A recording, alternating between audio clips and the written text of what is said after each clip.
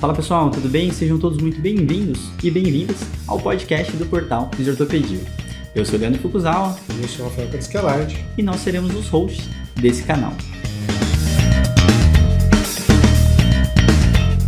Esse canal tem como função ressignificar o papel do fisioterapeuta em tempos modernos. Trazendo novidades toda segunda-feira sobre as temáticas de dor e fisioterapia musculoesquelética. Então seja muito bem-vindo e aproveite mais um episódio.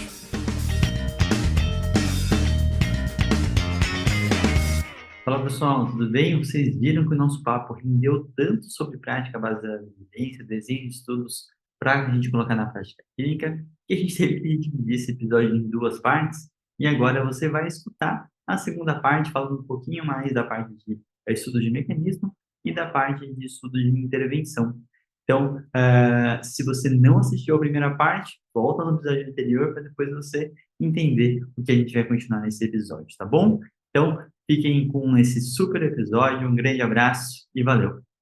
Enquanto isso, a gente vai responder a pergunta da Asha, certo? Que foi a Asha? É a Asha. Asha, minha amiga do Instagram. Exato. Ela foi modelo do seu curso. É verdade, é verdade. Quem quiser saber, a Asha sensacional. É nosso modelo oficial aí em diversos cursos.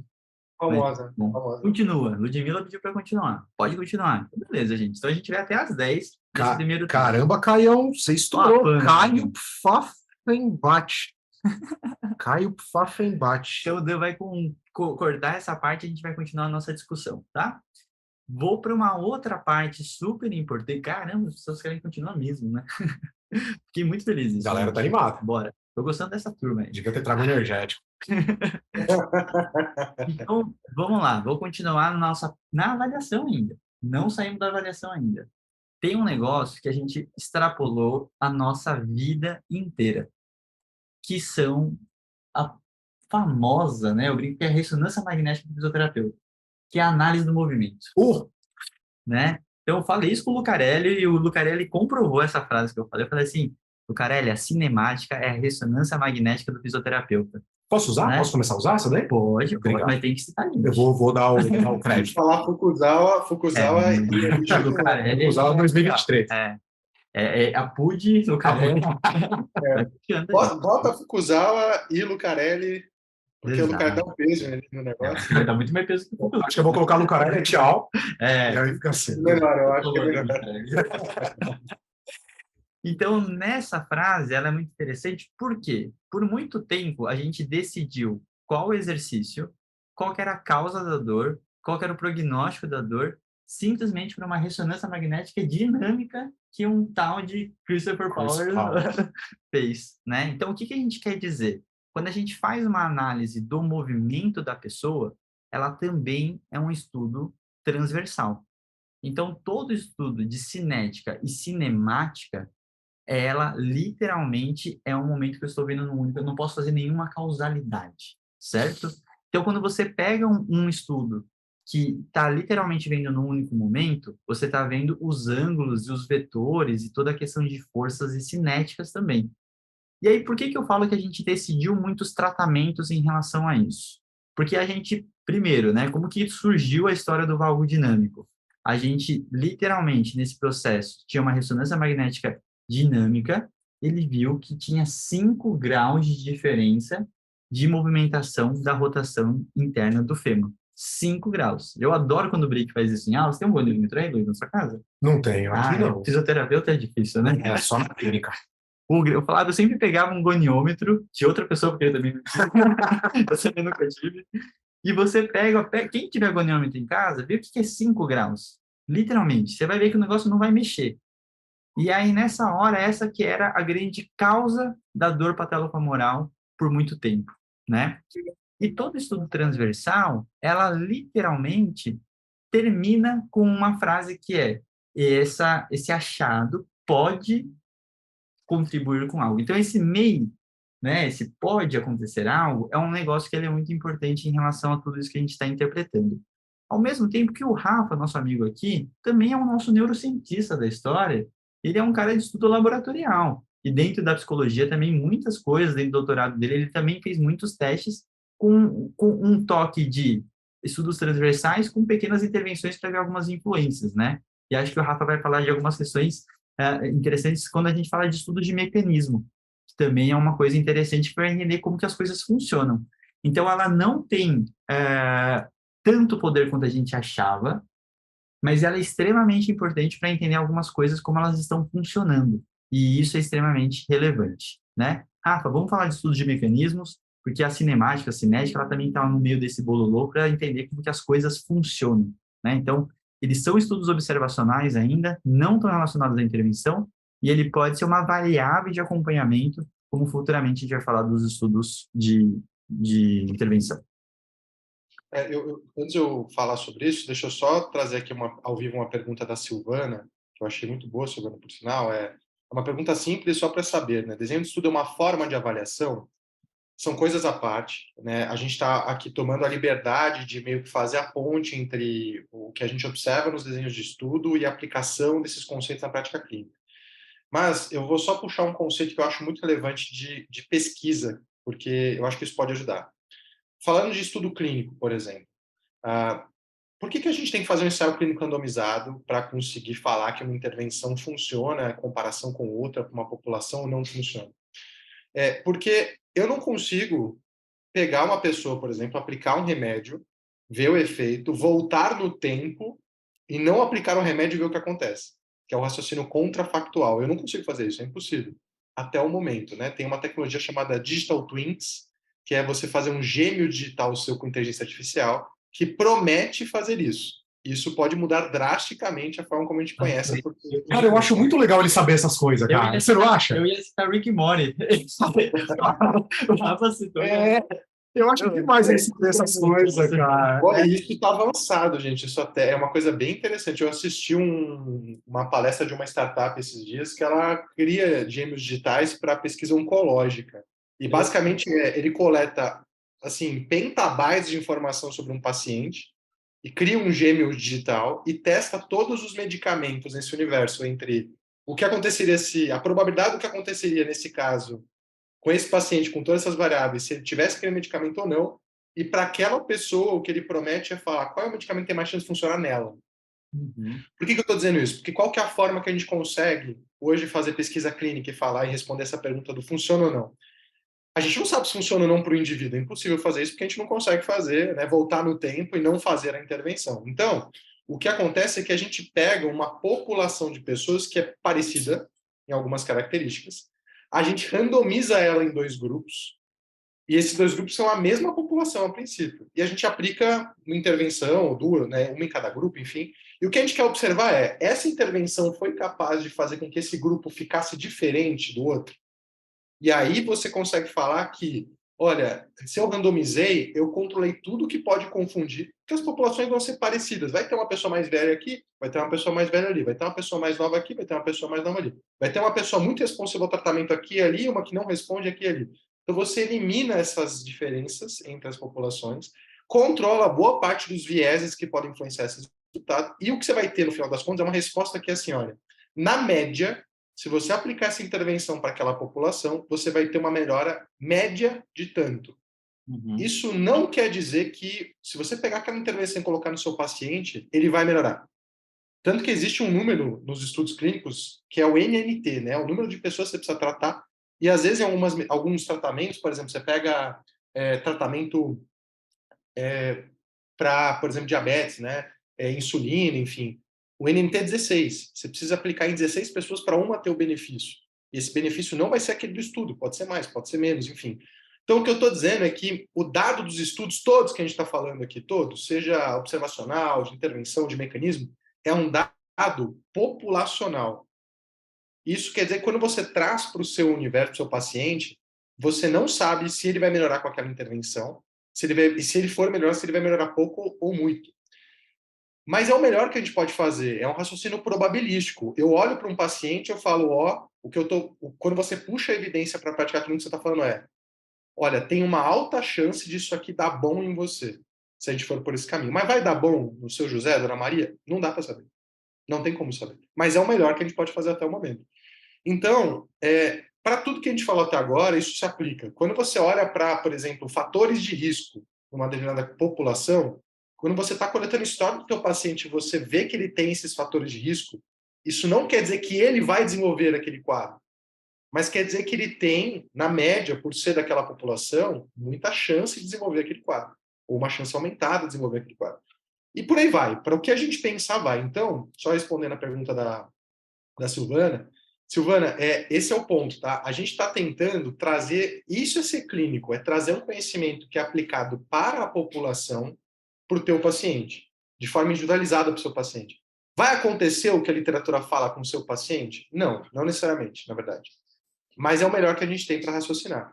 E aí, você não deixa de estar no dia a dia clínico fazendo vários tipos de estudo. Então, Uhum. quando você está lá, como a gente falou, na avaliação, você está coletando informações retrospectivamente da história dele.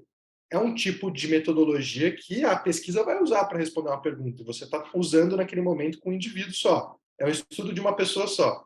Uhum. Você, quando faz um teste especial, uma avaliação quantitativa, você está fazendo um estudo transversal, de uma pessoa só. Né? E você vai se basear no que acontece com a população quando faz esse mesmo parâmetro para poder tentar entender o que está acontecendo com o seu paciente, que é o exemplo clássico do que os meninos falaram agora do LCA. Na média, o gaveta não tem sensibilidade ali, não tem uma boa especificidade de sensibilidade no momento agudo. Beleza. E quando você estiver nesse mesmo momento, você vai replicar essa informação populacional fazendo um estudo transversal com o seu paciente individual. E aí você vai usar a informação da população para interpretar o que você acha. Essa é uma ponte entre a ciência e a prática clínica, né? Então, antes só de eu responder, eu não sei se vocês querem complementar esse raciocínio aí, Foucault, Luiz, mas acho que, enfim, é uma discussão importante, na verdade. Eu lembrei de um exemplo que eu acabei de esquecer de novo. Continua, então. Eu vou lembrar desse exemplo, que ele era muito bom. Quer falar, Luizão? Quer comentar alguma coisa? Não, não, tranquilo, pode seguir. Bom, eu só achei interessante ali puxar essa pergunta da Silvana, porque ela é realmente muito boa, né? A gente estava tentando fazer essa ponte, mas eu acho que esses conceitos eles dão essa base, são coisas diferentes, mas como clínico a gente está o tempo todo tentando preencher essa lacuna aí, essa Só o ponte. processo também que, como a gente tem esse slogan, né, de ressignificar o papel da fisioterapia, né, a gente literalmente sabe que as pessoas têm dificuldade de ler um estudo e saber como que aquilo usa na prática. E é por Exato. isso que a gente está falando tanto tempo de estudo observacional, a gente não chegou nas intervenções ainda, porque a gente sabe que a avaliação e você saber fazer uma boa pergunta clínica está relacionado a essas observações. E muitas vezes, qual que é a grande questão para você não usar a ciência? Você falar que está na minha frente está funcionando. Então, a gente está mostrando como que a gente já ignorou tanta informação prévia e a gente ainda não saiu da avaliação do nosso paciente, né? Então, nessa hora, acho que é muito importante a gente conseguir aprofundar isso, amadurecer isso. Não é rápido, é uma aula que eu quero que vocês possam, né, se puderem, como vai virar podcast, escutar daqui a um ano, que eu tenho certeza que vai bater diferente em muitas coisas, assim, para vocês. Eu acho que isso tem uma riqueza bem importante, tá? Mas, por favor, Rafa, estudo de mecanismos. Estudo de mecanismo, vamos lá. Eu vou fazer, já que o Fukuzar, ele deu de Carlos Drummond de Andrade aí, o cara criou uma categoria, né? Eu vou me dar o luxo aqui de criar também uma separação ali, existe a diferença de estudos clínicos e de mecanismo. São classes completamente à parte também. Qual que é o papel do estudo, de novo, clínico? Só um resumo do que a gente está falando até agora. É entender com base na população o que tende a acontecer. Basicamente é isso. Para que você, quando estiver frente a frente do seu paciente, possa, de alguma forma, entender se esse paciente tem mais ou menos risco de, entender o prognóstico, a história natural daquela condição, entender quais intervenções têm mais chance de funcionar para aquele indivíduo e por aí vai. Então, estudos clínicos têm esse quê de te ajudar a tomar decisões na prática clínica. Os estudos de mecanismo, eles funcionam com uma lógica completamente diferente. Começa de qual que é o racional pelo qual os estudos de mecanismo são construídos, né? Então, a gente está acostumado a ver aqueles estudos isolados de mecanismo, que alguém está pesquisando um fenômeno muito específico, do tipo estudar a ordem de ativação de músculo profundo na dor lombar, especificamente em comparação com quem não tem dor lombar. Só que o que quem não estuda mecanismo às vezes não compreende? O estudo de mecanismo ele funciona da seguinte forma: os grupos de pesquisa ou a comunidade científica, eles estão tentando entender ou criar um modelo explicativo. Eles estão tentando criar um modelo para explicar alguma coisa. E o que é um modelo? É literalmente alguém chegar e falar assim, olha, dói a coluna por causa de um atraso de recrutamento de músculo profundo. Beleza, isso é um modelo. Um bom modelo precisa ter? Primeiro, ele precisa ser testável. Se ele não for testável, isso que configura algo ser pseudocientífico. Então, por exemplo, a medicina tradicional chinesa é pseudocientífica, ponto. Por quê? porque o modelo de explicação de saúde e doença que ela propõe não é testável pela metodologia científica. Se não é testável, é uma questão de crença, de fé. Então, beleza, a gente não está falando de ciência, a gente está falando de acreditar. É fé. Isso não quer dizer que a acupuntura não possa ser eficaz para melhorar a dor em pacientes com dor de coluna. O que a gente está dizendo é que a explicação que a medicina tradicional chinesa dá para as pessoas ficarem saudáveis, adoecerem e as intervenções funcionarem não é testável. É por isso que ela é pseudocientífica. Isso não quer dizer que as intervenções não vão funcionar. É assim para a psicanálise, é a mesma coisa. É pseudociência. Não quer dizer que a psicanálise não possa ser efetiva. Então, um bom modelo precisa ser testável. Esse é o primeiro ponto. O segundo ponto é que ele precisa conseguir, no geral, um bom modelo vai ter hipóteses claras que vão ser investigadas pelos estudos científicos. Então, para a gente provar que alguém com dor de coluna desenvolve dor de coluna porque tem atraso dos músculos profundos, o que eu preciso achar? E aí os estudos de mecanismo, os pesquisadores vão começar a fazer vários estudos para tentar achar essas coisas, para comprovar que aquilo acontece ou não. Então, isso é um bom modelo. Um bom modelo, ele explica o fenômeno. Esse é um bom modelo. E os pesquisadores de mecanismo estão o tempo todo tentando chegar a bons modelos. Então, qual que é o principal erro de aplicação de mecanismo pelo clínico? O clínico vai lá, lê um estudo, muitas vezes, que um grupo de pesquisa está tentando usar para comprovar uma hipótese de um modelo e ele toma aquilo como verdade e usa de intervenção. Minha opinião, clínicos não devem ler estudos de mecanismo. Clínicos devem entender modelos. Porque o modelo um bom modelo, por exemplo, a ciência moderna da dor. Eu sempre falo isso, é um bom modelo, porque ela nos dá uma explicação robusta para entender a dor, porque algumas pessoas cronificam essa dor e por que as intervenções, né, multidimensionais têm mais probabilidade de funcionar. Para que a gente usa esse bom modelo? Para construir, usar de pano mental para eu poder construir raciocínio clínico. Nós somos uma espécie verbal. Eu preciso encadear ideias para conseguir construir raciocínio. E o modelo me ajuda a eu conseguir entender o que faz sentido avaliar nesse indivíduo, o que faz sentido perguntar retrospectivamente para esse indivíduo.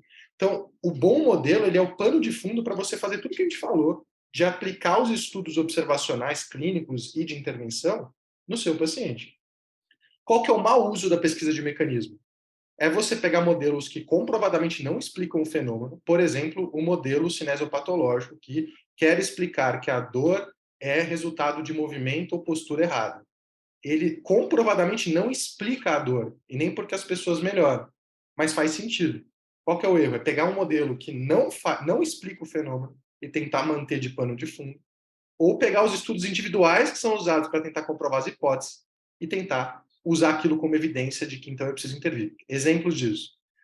Porque um estudo com 8 pessoas em cada grupo falou que quem tinha dor tinha atraso de músculo profundo na coluna, então logo a intervenção deve ser corrigir o atraso dos músculos profundos. Porque algum estudo de ombro mostrou que o padrão de movimento da escápula era diferente quem tinha dor de quem não tinha, logo a intervenção deve ser reestruturar esse padrão de movimento da escápula para melhorar o que os pacientes, né, querem. Mas quando você vai para a literatura que realmente tem que comprovar isso, são os estudos clínicos, esses estudos clínicos não mostram isso. Eles mostram que estabilização segmentar não é melhor do que qualquer outro exercício e nem muda a ordem de ativação de músculo profundo. Que estabilização da escápula, na verdade, não é melhor do que qualquer outro exercício e que mudar o padrão da escápula não é importante para o paciente melhorador de função. Então, para a gente fechar mecanismo, o que eu acho importante o clínico saber de pesquisa de mecanismo? Ponto 1. Se baseie em bons modelos conceituais teóricos para ter esse pano de fundo mental. Porque quando você tem um bom modelo na cabeça, é mais fácil você fazer as perguntas certas para o paciente, a sua atenção ir para os lugares certos. Se você acha que dor é resultado de sobrecarga mecânica, você vai fazer perguntas e avaliar coisas que estão relacionadas a esse entendimento e ponto. Você não vai perguntar se o paciente tem medo de se movimentar, não é um ponto para você. Então, tenham um bom modelo conceitual na cabeça, estejam atualizados com relação aos modelos conceituais e não às pesquisas que ficam tentando testar as hipóteses. E o segundo ponto, gente, tomem muito cuidado com relação ao entendimento de como as nossas intervenções funcionam. Só tem uma literatura que pode responder isso. Para quem e como elas funcionam? São pesquisas de mediação e moderação a partir de ensaios clínicos.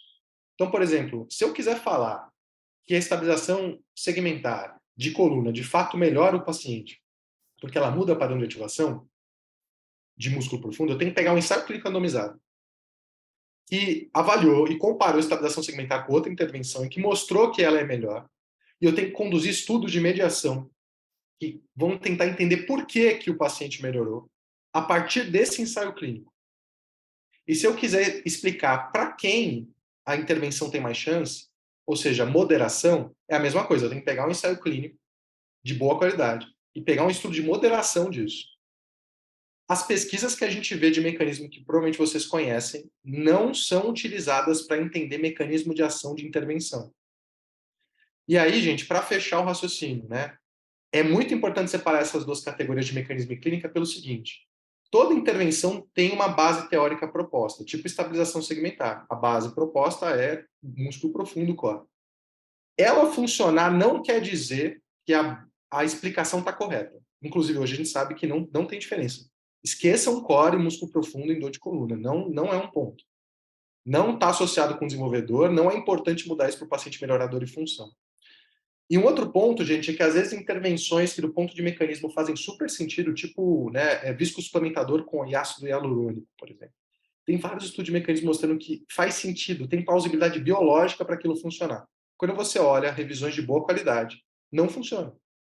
Tem hoje um trabalho muito bom da BMJ mostrando que, por exemplo, para quadril, o A de quadril, não tem evidência de que viscosuplementação com ácido hialurônico melhora a dor e função, que é o que é importante para eles. Então tem que tomar cuidado com essas duas pontas, que é algo funcionar não quer dizer que a explicação daquilo é verdade, e algo fazer sentido não quer dizer que aquilo vai funcionar. E no dia a dia clínico, o cuidado que a gente tem que ter é cuidado com a explicação que você dá para o seu paciente, porque é isso que fica. A explicação de que o paciente que fez RPG melhorou por causa da postura vai ser aquele paciente que daqui 20 anos vai chegar no consultório de alguém e ele ainda vai estar tentando se corrigir. Uhum. Então, hoje, a gente tem que tomar um extremo cuidado com as explicações que a gente dá de mecanismo para os pacientes, né? E se for dar alguma, se baseia em estudos de boa qualidade que podem responder isso, que são de mediação e moderação. Perfeito. E tem um treino que eu acho muito bacana de fazer, aproveitando esse gancho do Rafa, né? O Rafa falou em relação à explicação dos pacientes, mas mais importante, todas as vezes que vocês assistiram uma aula de alguém, não importa de quem, observa quais são as comprovações científicas que essas pessoas trazem. Porque muitas vezes essas afirmações que o Rafa está falando, né, que porque funciona ou deixa de funcionar, ele traz um estudo de mecanismo para mostrar que aquilo realmente funciona ou deixa de funcionar. Então, eu acho que é muito importante, né? A plausibilidade, o quão plausível é a fala, não significa eficácia da técnica. Mas, na real, é onde é mais fácil de entender. E é por isso que se continua utilizando tanto. Então, tem uma problemática muito grande que a gente sempre vê, na real, a gente vê muitas pessoas ainda, né, dando aula e fazendo as explicações do funcionamento, e na real são grandes hipóteses. Eu deixei aqui no chat um artigo que a gente escreveu, o Rafa que liderou esse paper, tem um artigo pela Maria Seriane, cara. Poxa, quem Lá diria com o Bruno. quando eu te conheci, hein? Quem diria que eu fosse chegar nesse nível, hein, cara? Exato, né? Eu ainda não acredito quando eu vejo assim. Eu também não. Mas, E esse paper ele é muito interessante que ele discorre de forma mais aprofundada, né? Um pouco do que o Rafa falou, porque essa questão de estudo de mecanismo ele tem que ter muito essa para quem, né? Por quê? E aí a gente tem todo um raciocínio por trás disso, tá? Então, deixei aqui, tá livre o acesso desse paper, ele foi bem interessante, né? A gente foi e voltou muitas vezes com o raciocínio que a gente queria passar, né, Rafa? Então, a gente estava meio forte na cabeça o que a gente queria de início, depois a gente teve que mudar um pouco várias por outros mil motivos, né, que não vem ao caso. Mas acho que ficou um paper bem interessante para isso, assim, né, de certa forma. eu queria só pegar um gancho de uma coisa que o Rafa falou que é bem interessante. Então, assim, às vezes você tem um mecanismo na cabeça por uma razão que alguma coisa acontece. A gente passou muito por isso com a dor no ombro, né, cara? Então, eu sempre brinco que eu falo que, primeiro, tudo que era dor no ombro é a fraqueza do manguito rotador. Uhum. Então, você entrava em qualquer clínica, parecia uma linha de produção. Era o cara fazendo para dentro, o cara fazendo para fora. Coluna era a mesma coisa. Você entrava em qualquer lugar, tá todo mundo deitado, com a mãozinha aqui palpando o transverso e fazendo a contração, não sei o quê. Todo mundo. Aí, eu sempre gosto de falar isso, eu falo isso bastante nas minhas aulas, porque é o seguinte, alguém pode virar e falar assim, pô, Luiz, mas sabe o que é? Eu vi que o cara tinha uma alteração do movimento escapular e cara, quando eu mexi nisso, ele melhorou. O paciente melhorou. eu acredito em você, que o paciente melhorou. É verdade. Talvez ele tenha melhorado mesmo, mas primeiro, o paciente melhorar não necessariamente significa que foi a sua intervenção que fez ele melhorar. Segundo, eu tô para conhecer um fisioterapeuta que não atende um paciente, por exemplo, com dor no ombro e não trabalha musculatura escapular. Cara, a maioria, então, tá bom, conheci o primeiro. Mentiroso. Mentiroso, acho que eu não sei. Todo mundo trabalha. Aí você pode falar, pô, ok, mas não é escápula. Então, por que quando eu passo o exercício para ele, melhora? Então, eu achei bem interessante essa parte da fala do Rafa, porque assim, às vezes você pega e fato é que ele melhora. Ele melhora. Agora, por que ele melhora? Exato. É porque você está corrigindo entre aspas aqui, para quem está só ouvindo, corrigindo entre aspas a escápula dele, ou é porque hoje a gente sabe que o exercício ele tem um efeito analgésico, muitas vezes sistêmico, que acontece, e talvez não importasse muito o exercício que você passa para ele. Uma vez eu ouvi uma frase do Gabriel Leão, que eu gosto muito, que ele estava falando sobre, enfim, dor femoropatelar e tal, mas eu extrapolo, isso não fica aqui o crédito para quem falou mesmo. Ele falou assim, cara, o efeito somatório do exercício. Às vezes, talvez, se você fizer só o manguito, é pouco. Se você fizer só a musculatura escapular, é pouco. Mas talvez se você fizer o manguito e a musculatura escapular, o efeito somatório é bom. Não, de novo, não é porque a escápula dele estava com um movimento normal e você arrumou isso. Mas é porque você sabe que o exercício ele tem esse efeito. Então isso é importante também para a gente poder conseguir pensar. Perfeito. E aí eu vou só dar um exemplo de... Eu ia deixar isso para o módulo 4, mas vou usar agora também. No módulo 4 eu repito. Esses tempos eu estava refletindo um processo bem interessante, que é esse equívoco tão grande relacionado a mecanismos do funcionar, né? Ele é tão grande que, na hora da prescrição de exercício, o que mais dita a prescrição do exercício, e todo mundo acaba fazendo os mesmos, é a teoria que está em voga no momento. O que eu quero dizer? Quando a pessoa tem uma dor patelofemoral em 1990, ele tinha que trabalhar VMO para ficar bem. Quando ele teve uma dor patelofemoral em 2010 para frente, ele tinha que fazer glúteo médio. Quando ele tinha dor patelofemoral em 2022, ele tem que trabalhar quadríceps, glúteo médio, tronco. E então é um processo de que quem está mandando não é a avaliação que você fez no seu paciente. Eu faço é o modelo. Então, qual que é a questão interessante? Na aula de prescrição de exercício hoje, eu conto a história da patelofemoral, da discinese escapular e do core, para mostrar que, independente do que avalia, as pessoas trabalham manguito. Por isso que eu levantei a mão, porque tem paciente que, se você fizer um manejo de carga, eu consigo aliviar aquela dor dele. Então, se eu consigo devolver ele para a função, o exercício de fortalecimento não sempre é necessário. E aí eu estou literalmente mostrando como a gente pegou um modelo e colocou em tudo. E aí qual que é o outro equívoco maior? A gente pegou esse modelo, ele virava prevenção, aí depois ele virava, né, o tratamento, e ele virava a proteção no final. Então, é uma extrapolação, né? No YouTube tem a minha aula de patelofemoral, que eu conto um pouquinho dessa história e eu mostro essa extrapolação como a gente fez, né? E aí, o que o Rafa tá mostrando, tá falando dos mecanismos? Quando você coloca o mecanismo em jogo, você começa a perceber que foi isso, né? O trabalho da Naira, acho que foi o primeiro que fez esse grande boom. O trabalho de glúteo médio e controle motor lá da musculatura, do valgo e tudo mais, você literalmente não alterava a cinemática do paciente, mas ele melhorava. Então, a gente já pode ir até para a parte de intervenção, né? Para a gente poder explorar mais. Posso só falar uma coisa de intervenção? Por favor. Vai ter 6 horas esse... Vai ser bom que a gente tem podcast para... faz um mês especial aí É porque é o seguinte, a partir do momento que a gente consegue colocar na cabeça que tem coisa que a gente não sabe por que acontece, de onde vem e etc., e aceita isso, cara, a sua vida fica muito melhor. Abraça suas... Tá tudo bem, né? Tá tudo bem, né? Tá tudo bem. Talvez a gente não saiba ainda. A gente não sabe hoje. Essa é uma frase recorrente quando eu dou aula, quando eu falo de intervenção, de avaliação, alguma coisa assim. Eu sempre falo, olha, talvez daqui a um ano, se você assistir essa minha aula de novo, ela tenha mudado. Eu não sei. Então, porque assim, você quer saber, é o valgo dinâmico que está causando a dor femoropatelar. você quer ter uma causa. É a alteração escapular que está causando a dor no ombro desse cara. Porque se você tiver uma causa, você sabe para onde atacar. Uhum. Agora, você tem que entender que muitas vezes você não tem essa causa, pelo menos de uma maneira tão clara até aquele momento, mas isso não quer dizer que você não sabe por onde atacar. Então a gente deu vários exemplos aqui. O Rafa falou, por exemplo, o trabalho de core não é melhor do que outros exercícios para pessoas que têm dor lombar. Cara, isso não quer dizer que você não sabe o que fazer com esse cara. Só quer dizer que você não sabe direito ainda hoje, talvez, por que muito bem que aquilo funciona, etc. Mas fato é que o que tem até agora fala que funciona. Uhum. E tem coisa que funciona. Esse que é o ponto, né? Porque por isso que é muito importante separar mecanismo de clínica. Porque não só você começa a entender que não dá para extrapolar do mecanismo para a clínica, mas também você entende que você tem muita coisa para agir que já é comprovadamente eficaz, que você pode até não saber por que está funcionando, mas tá. Exato. Mas E aí funciona. Exato. funciona. Entra só aquele ponto do cuidado com a explicação, porque ela modula comportamento, igual o exemplo que o Luiz deu da crepitação no joelho.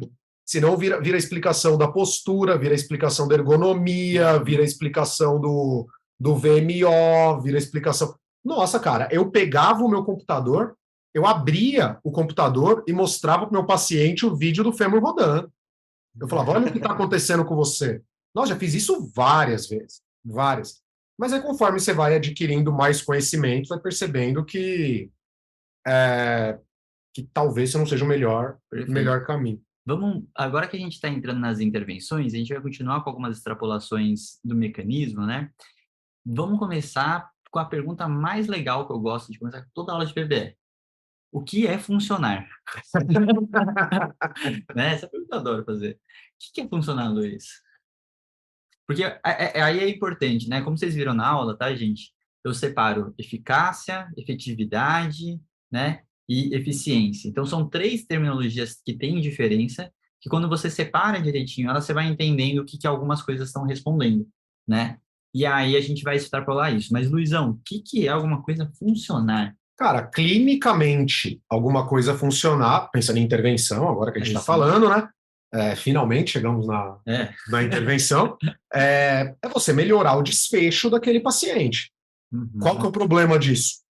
Clinicamente, você não sabe se é a intervenção que está melhorando o desfecho daquele paciente. Uhum. Se ele melhorou, algo funcionou. Uhum. Foi a intervenção? Pode ser. Foi um placebinho que entrou na jogada? Pode ser. Foi história natural? Pode ser. Algo clinicamente é muito difícil. Muito difícil não. Clinicamente não dá para você saber isso. Não dá. É impossível. Então, essa é a minha essa era a resposta que você queria, cara? Não sei, eu quero que você... É aberto, assim, é aberto. Então, discorri. Rafael, o que é funcionar? E aí depois Eu a acho gente que problemáticas. o ser do funcionar, eu acho que é o para quem. Né? Por exemplo, se eu fosse um paciente com câncer, para mim o funcionar qual que é a minha chance de sobreviver? Uhum. Se eu for um paciente com, por exemplo, uma questão de saúde mental, talvez seja, poxa, o que vai me ajudar a sair desse sofrimento? Se for um paciente com dor ou questões musculoesqueléticas, a gente sabe que tem muito a ver com incapacidade funcional e dor. Uhum. Então, eu acho que para quem, para mim, talvez a principal pergunta, né? Porque, por exemplo, se eu for um paciente com câncer, eu não quero saber se o meu número de leucócitos aumenta com uma Sim. intervenção. Eu quero saber tá bom, sei lá o que é isso aí, mas o que vai me ajudar a ficar vivo? O que me aumenta a chance de ficar vivo? Então, eu Perfeito. acho que a pergunta varia para quem? Para a persona que você está perguntando. Eu acho que isso é muito interessante, porque isso é o outcome quando ela faz a pergunta do Pickett, né?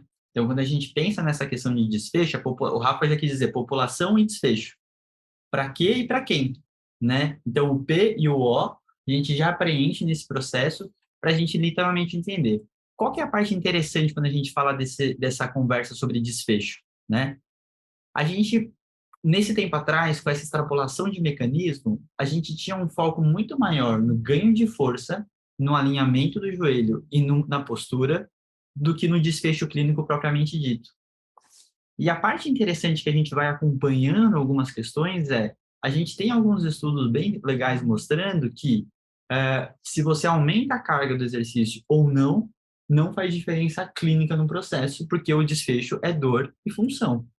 Então, aquela senhorinha, você não precisa colocar 50 quilos no exercício, não precisa dificultar algumas coisas, porque eu quero aliviar a dor dela, né? Então, sabendo que existem várias outras complexidades, a gente tira e a gente chama isso de desfecho substituto para diversas dessas coisas, né? Que é o nome que a gente dá, o surrogate outcomes. Eu nunca sei se essa é a melhor tradução, o substituto, porque não diz nada para mim.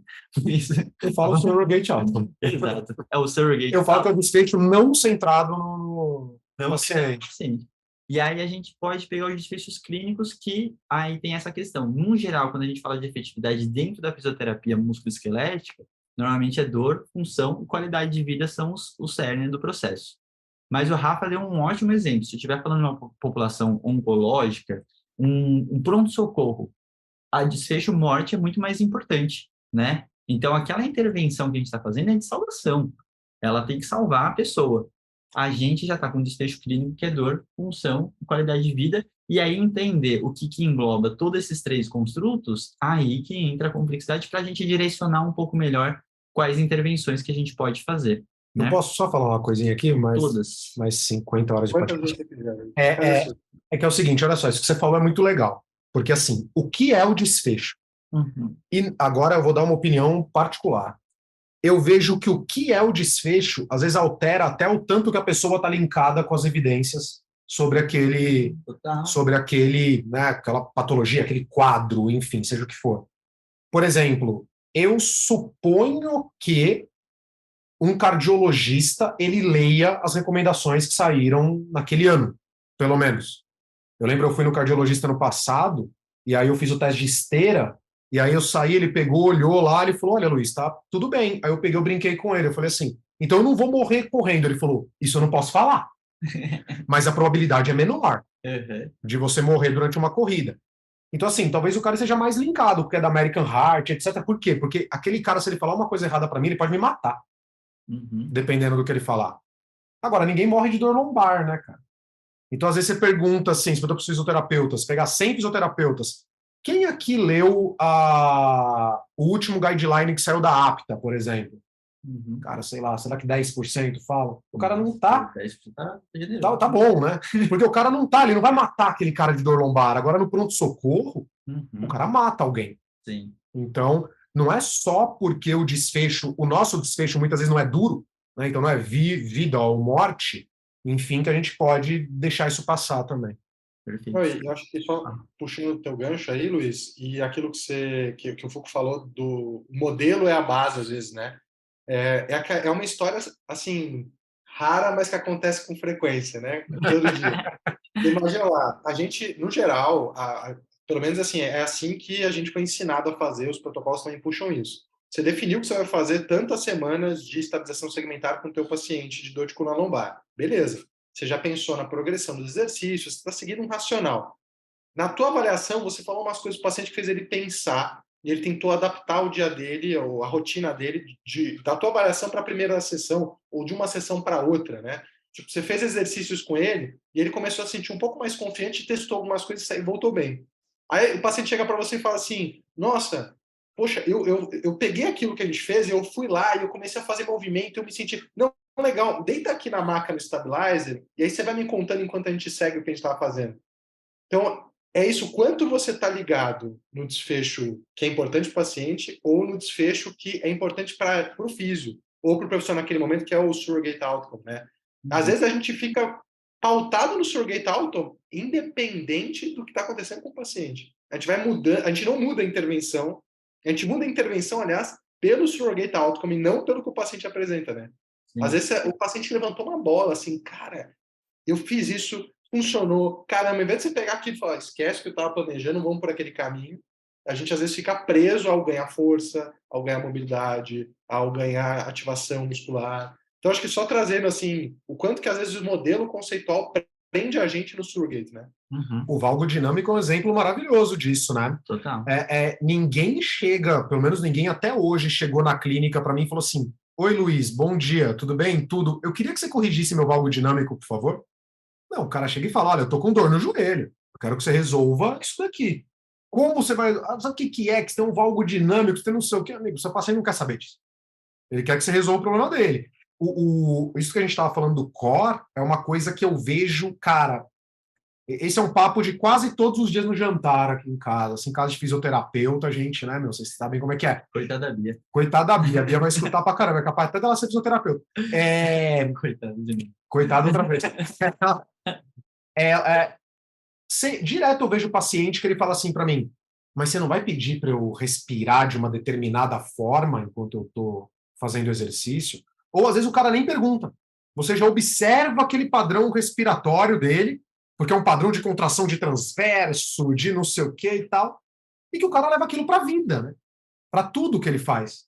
Então ele pegou uma intervenção que né, a gente já falou aqui, que a gente nem sabe se é a melhor, se é a mais adequada, ele aplicou aquilo para sempre, para tudo que ele faz. Uhum. Então, Muito bom. E aí é uma coisa muito engraçada, na real é o inverso. Um paciente já me chegou falando isso. Só que alguém tinha falado para ele. olha aí. Toda a postura, né? Tem a postura, o É. core, é tudo isso. E aí, voltando às extrapolações extremamente inadequadas, teve uma vez que uma amiga minha me ligou, e ela me ligou chorando, né? E falei, putz, mulher chorando, tenho dificuldades com lidar com isso. O que eu É faço? difícil, né? O que eu faço? Aí eu falei, o que aconteceu, tá, não sei o quê.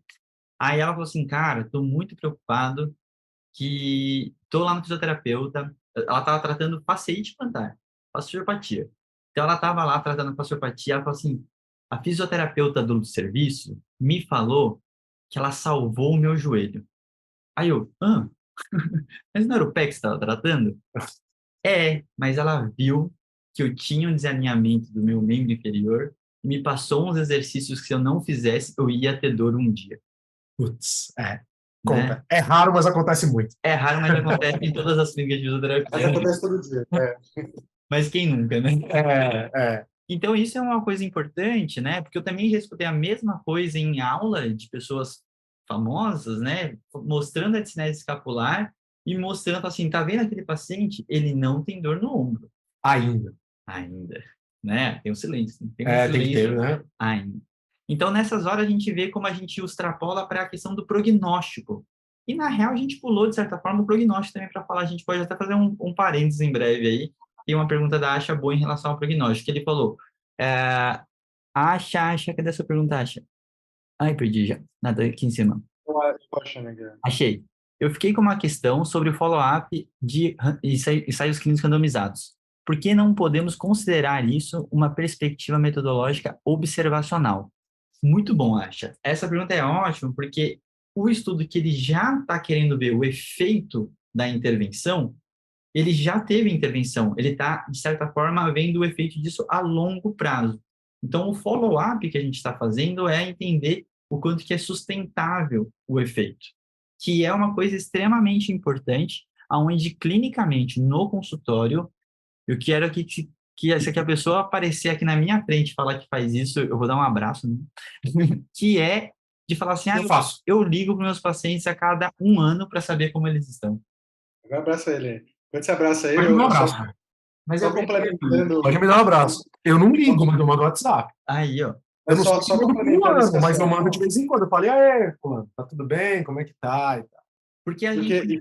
e a gente não pode esquecer que também essa observação parte de uma randomização, né? E você está comparando com outro grupo também.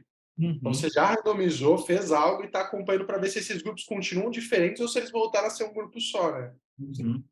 Então, essa é uma coisa importante, eu acho que é uma pergunta relevante, porque quando a gente quer ver o efeito da intervenção a longo prazo, é muito diferente de ver um prognóstico de algo, que é a evolução natural do processo. A gente tem uma carência de estudos de prognóstico, né? Mas aí entra o processo da intervenção, por isso que eu acho que casa bem, que é, graças à orientadora do Luiz, a gente sabe que grande parte das dores lombares, 70%, são resolvidas em 6 semanas, independente do que é feito, né? Então, esse é o prognóstico da doença em si. Quando a gente fala de prognóstico, e entender sobre, é o que muitas vezes pode tranquilizar a gente, e a gente sempre repete o exemplo da gripe com a dor lombar. Se eu tenho uma gripe hoje, eu espirrar, ficar de cama, pode estar morrendo, eu não tenho minha preocupação do tipo, cara, ano que vem eu tenho um negócio que eu não sei se eu vou estar podendo É, fazer por causa dessa gripe, né? ou não estarei mais aqui ano Ou que não vem, estarei né? mais aqui. Só que aí a gente, com a dor lombar, a gente tem essa preocupação, né? Só que aí teve um negócio na história que mudou esse exemplo, que é a Covid, né? Mas agora a gente tem vacina, tá tudo bem. Mas a preocupação que a gente tem sabendo da doença é um processo interessante, tá? Então ele vira um mix entre estudo prognóstico, porque eu sei qual que é a natureza da doença, mas ao mesmo tempo a percepção de doença que a pessoa tem em relação à queixa que ele sente, né? Então isso é um processo muito interessante da gente pensar, porque prognóstico ele é a natureza do processo. Então, como o nosso grande Lorde Ney Messias fala, devemos ser o guardião natural do prognóstico natural dos nossos pacientes. Então, não podemos atrapalhar as coisas. E aí eu vou jogar uma outra pergunta capciosa aqui no ar, que é em relação tá, esse daí não tem evidência científica, mas meus pacientes falam que melhoram, né? O que é esse melhoram? Continuando no melhorar, velho. O que é, Luiz? Primeiro, pode ser um bom prognóstico. Bom prognóstico. Então, eu acho o prognóstico, só pegando um gancho, eu acho o prognóstico, os estudos de prognóstico uma coisa muito importante, porque clinicamente, eu sou clínico, atendo todos os dias. Essa é uma pergunta que o paciente faz para você. Eu vou ficar bom? Aí você pode falar para ele, olha, a probabilidade é grande de você ficar bom. Agora, eu não posso te dar 100% de certeza. Uma dor lombar, eu não posso te dar 100% de certeza que você não vai cronificar. Mas a probabilidade é alta de você ficar bom. Então, os meus pacientes melhoram pode ser, o prognóstico, ou história natural da doença, né? Muitas vezes você pode ter esse efeito da intervenção em si, que a gente ainda não sabe direito de onde é que vem, mas é um efeito da intervenção. Esse cara, ele pode ser, a gente vai entrar em todos os confundidores aqui, esse cara ele pode estar melhorando por um efeito placebo, simplesmente. Esse cara pode estar melhorando porque ele está sendo bonzinho com você.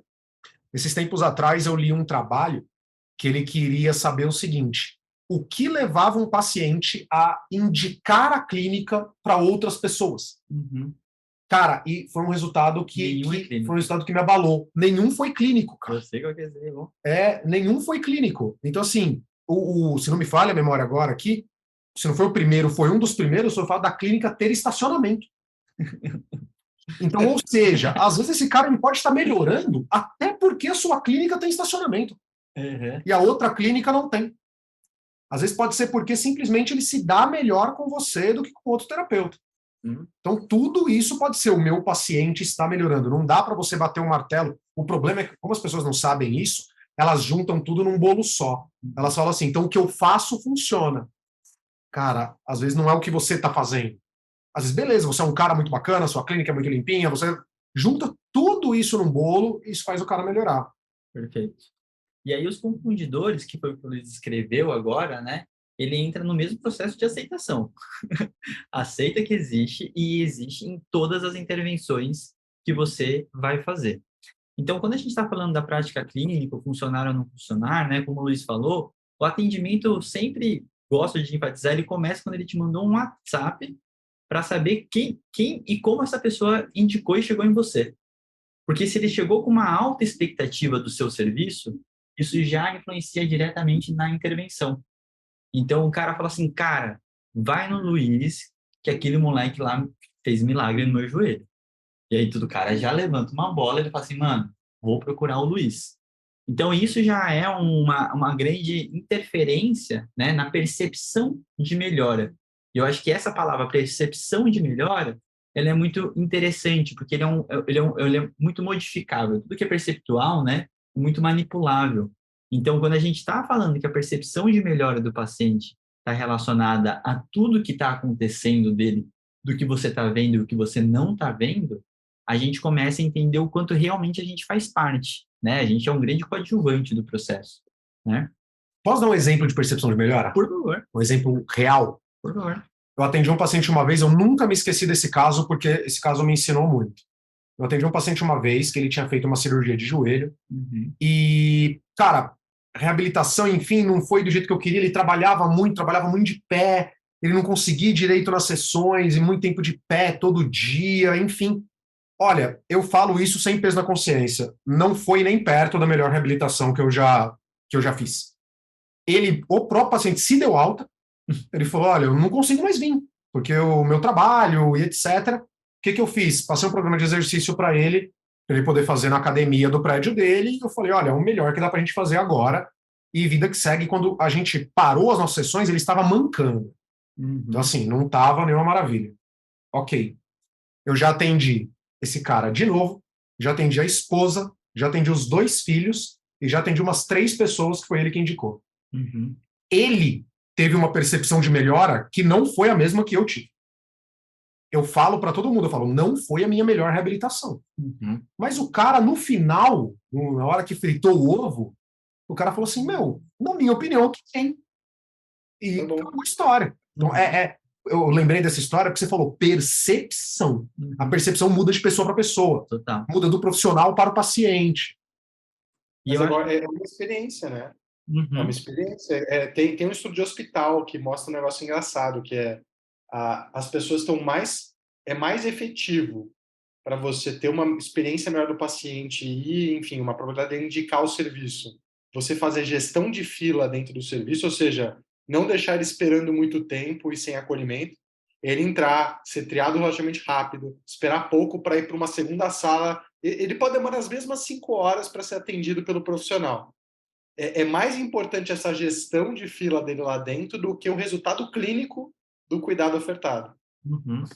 Muito bom. Eu gosto muito de fazer uma atividade toda vez que eu dou aula de avaliação em especial, que eu falo assim, o que que você considera um bom profissional, né? E eu acho que entra um pouco nisso, assim, as pessoas, por último, citam a qualidade da hard skill, né? Do conhecimento Uhum. técnico.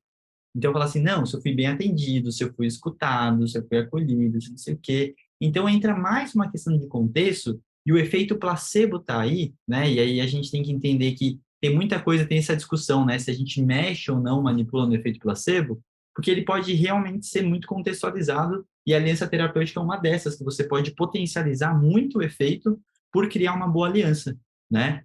Eu tenho comumente, né, indicação porque eu danço e aí vem dançarino, os dançarinos se sentem muito mais acolhidos por mim só porque eu falo da linguagem deles, né? Então, o ambiente esportivo tem muito disso.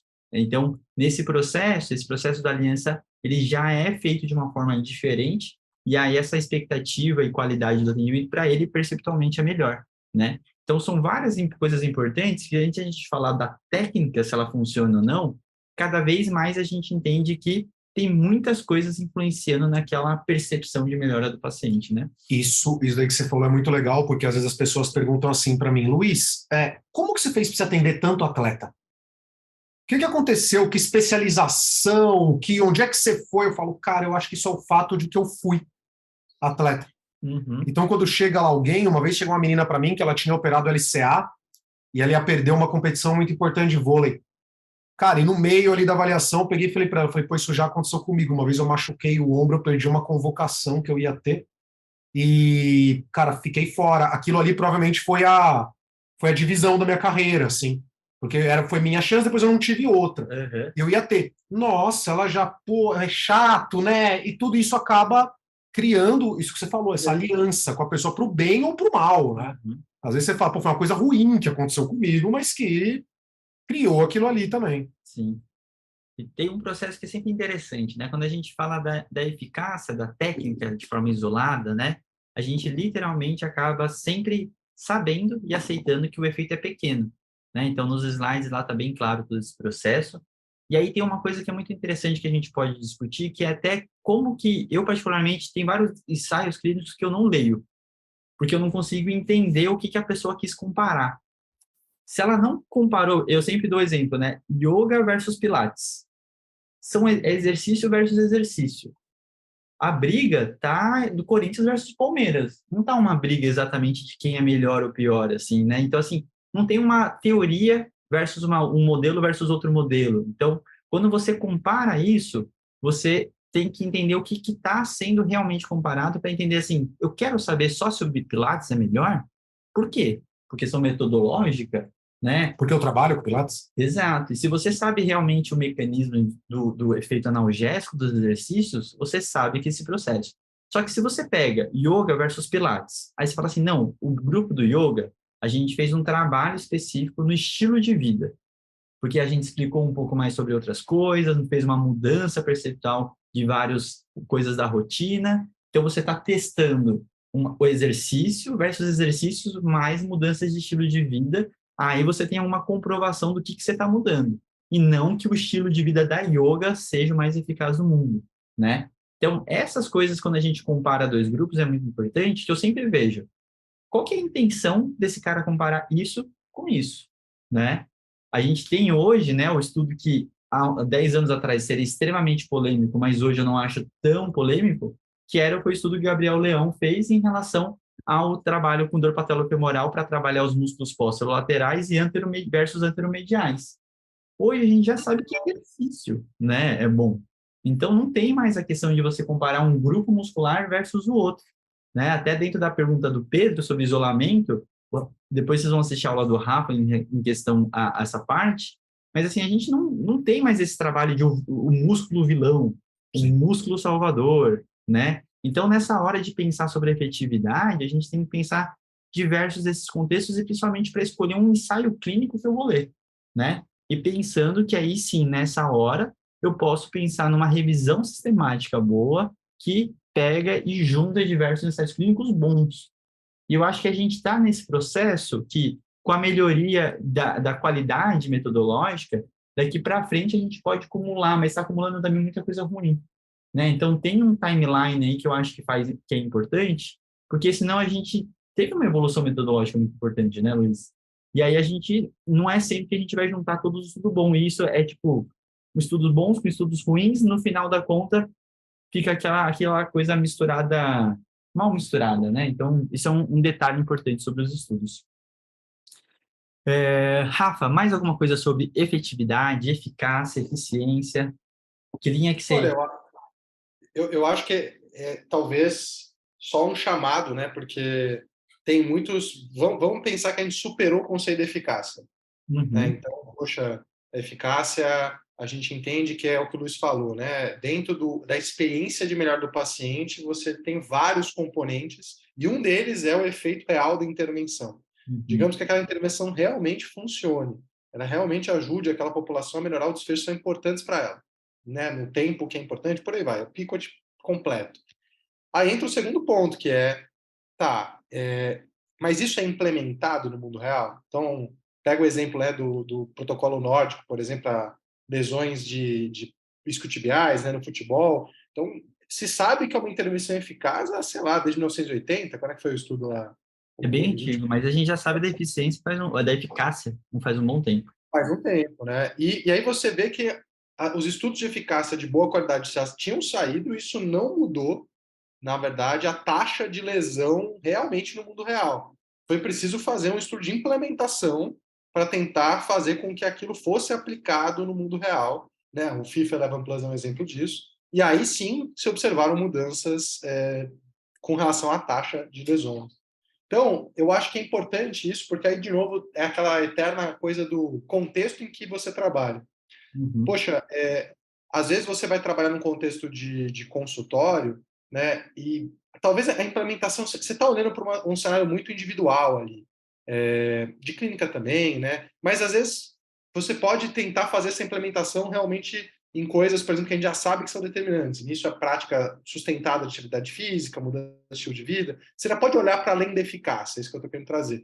Mas tem alguns contextos que você precisa olhar para a eficiência, né? Você precisa olhar para essa implementação, porque saber que algo acontece que algo funciona, não necessariamente quer dizer que aquilo vai ser aplicado no mundo real, né?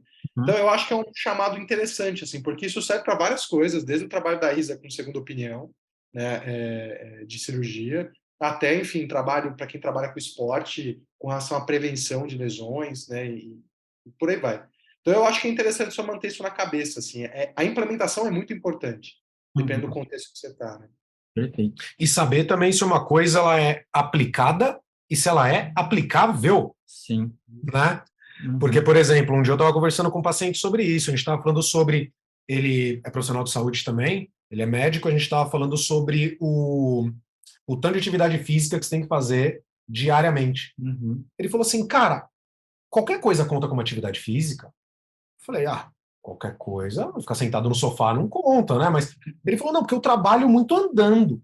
Ele falou, cara, eu ando, sei lá, acho que eu ando, mas no final do meu dia, eu ando umas 4 horas de pé. Falei, cara, beleza, agora é aplicável para outras pessoas você fazer 150 minutos de atividade física? De alta intensidade. Então assim, isso é uma coisa importante mesmo. Esse exemplo do nórdico, para mim, é perfeito. Porque todo mundo, ele existe, sabe que funciona, mas quase ninguém aplica. Perfeito. Aí uma vez eu conversando com um amigo meu que trabalha com futebol lá em Santos, ele falou para mim, ele falou, ninguém consegue fazer. Aí sabe o que acontece? O exercício é tão difícil que os caras, eles tentam, eles não conseguem, eles param, eles se dispersam, começam a bater papo e tal. Talvez fosse o caso de a gente tentar achar uma coisa mais, né, não tão complicada. Protocolo Sim, para pelo fazer. caminho. Um meio do caminho, porque não sei como é que são vocês, mas o nórdico passa para pouquíssimos pacientes. Exato. É o cara quando ele quer mesmo dar aquele gás final, assim, que não dá passar para Dona Maria o nórdico. Perfeito. Tenha para ela, né, mas tudo bem, só um exemplo. Muito bom. Gente, agora a gente vai literalmente indo para os momentos finais, tá? Que eu acho que a gente conseguiu, né, discutir bastante questões em relação a desenho, estudo, prática clínica, como aplicar, né? A gente vai encerrando aqui também o primeiro momento do encontro ao vivo. Com certeza esse podcast vai ficar em 2 partes, porque vai ficar muito extenso, né? Mas eu achei que foi ótimo, toda a discussão muito relevante.